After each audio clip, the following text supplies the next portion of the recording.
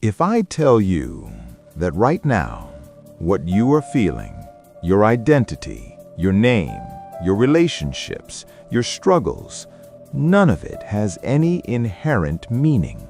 And not just meaning, maybe it's all an illusion. You'd probably laugh. You'd say, that's just overthinking. But is it? Nihilism. It comes from the Latin word nihil, meaning nothing. No ultimate purpose, no final truth, no permanent morality, no divine plan, no cosmic justice. And the most disturbing part? No inherent meaning. You were born, you lived, you died. That's it. Your entire story, on the scale of the universe, is less than a molecular glitch. You think your life is unique, but to the universe, you and a worm are statistically equal. You think your achievements matter, but if humanity disappeared tomorrow, the universe wouldn't blink. Your pain, your heartbreak, your ambition, on a cosmic scale, noise. And that's not easy to hear, because your ego rejects it. You want to feel special. You want your existence to have a reason, a divine design, a hidden script. But what if there isn't one? We say life has meaning, but who gives it meaning? We do. We create it. We believe it. We defend it. Why? Because living without meaning is terrifying. Imagine discovering that your entire belief system is artificial. The morals you adopted, the religion you followed, the ideology you defend, all cultural programming. You are a reaction, not a choice. Existential nihilism says life has no intrinsic purpose. You were not born out of divine necessity. You are an evolutionary accident. Carbon, water, electric impulses. That's all. And hearing that makes you ask, then what's the point? That question is dangerous, because that's where people either break or wake up. Epistemological nihilism goes even deeper. It questions knowledge itself. What you call truth is just the best temporary model available. Newton didn't create gravity. Gravity existed long before he discovered it. Did the universe change because he found it?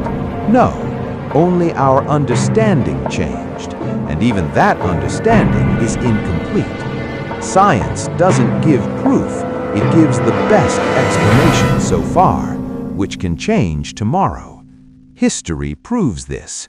The earth was once flat, the sun revolved around the earth, diseases were divine punishment.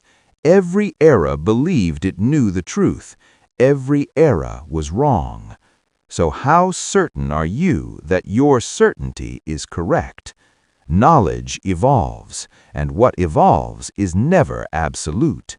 Nihilism destroys your certainty. It makes you uncomfortable, because if knowledge is fragile, then belief is fragile. If belief is fragile, then identity is fragile. And if identity is fragile, who are you? Now, morality. You were taught from childhood, this is right, that is wrong. But morality isn't universal, it's contextual. What is sacred in one culture is a crime in another. What was illegal decades ago is celebrated today. So what is morality? A social agreement. If the majority decides something is right, it becomes right. If the majority decides something is wrong, it becomes wrong. But on a cosmic scale, right and wrong don't exist. There are only events. We assign labels. You say murder is wrong, but in nature, predators kill prey. No moral outrage. An earthquake kills thousands. No divine guilt. Morality is a human construct. And if morality is constructed, then ultimate justice is constructed too. which means there is no final scoreboard, no cosmic reward system. And that thought is disturbing, because we want goodness to win. We want evil to be punished. But what if the universe is indifferent? Then justice is just a comforting story. This is where nihilism becomes dark, because now you have nothing left to hold on to. No purpose, no absolute truth, no permanent morality. Just you and the void. But here's where most people misunderstand. Nihilism isn't just destruction, it destroys illusions. But what comes after the illusion breaks can either be despair or freedom. Optimistic nihilism says if nothing has inherent meaning, then pressure is meaningless too. You failed? So what? Your reputation collapsed? So what? You embarrassed yourself? So what? The universe doesn't care. So why are you torturing yourself? If there is no predetermined purpose, you are free to create your own. Notice the difference. Traditional belief says you must follow a specific path. Nihilism says there is no predefined path. Life is a sandbox. But here's the problem. The human brain cannot tolerate emptiness. If it doesn't find meaning, it manufactures it. Money, status, religion, ideology, relationships. You create meaning, and then you defend it. Because if that collapses, you become existentially naked. That's why people resist nihilism. Deep down, everyone knows they're temporary. Their legacy is temporary. In 100 years, your name may be forgotten. In 1,000 years, your civilization may be dust. So what is this race for? Power? Validation? The illusion of immortality? You are not special. That's not an insult. It's statistical reality. 8 billion people. Everyone is the hero of their own narrative. But objectively, you are replaceable. Your job is replaceable. Your role is replaceable. Your presence is replaceable. Your ego hates that. But flip it. If you are replaceable, then the pressure is fake too. You don't have to be perfect.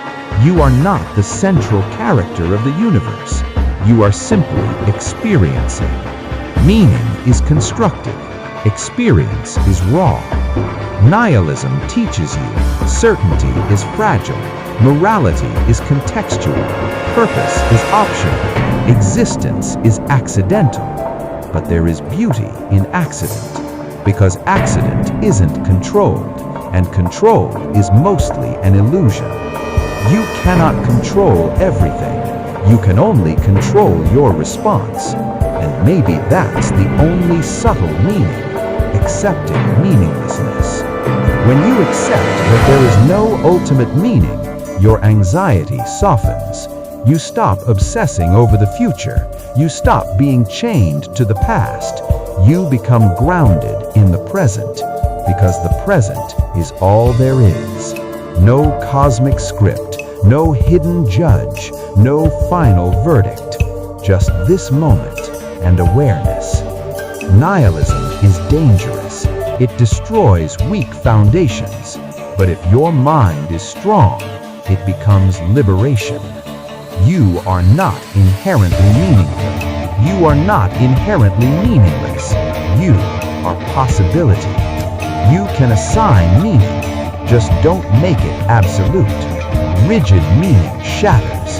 Flexible meaning evolves. That might be maturity, not blind belief, not total despair, but clarity. The universe is indifferent, but you are conscious. Consciousness may not be inherently valuable, but it is extraordinary. In this vast, cold, indifferent universe, you are a self-aware pattern of atoms. You can question, you can doubt, you can observe. Maybe that's enough. Maybe life has no ultimate meaning, but life has experience, and experience is happening now. You are breathing, you are listening, you are thinking, and for now, that is enough. Maybe, or maybe not, and that uncertainty might be the most honest truth of all.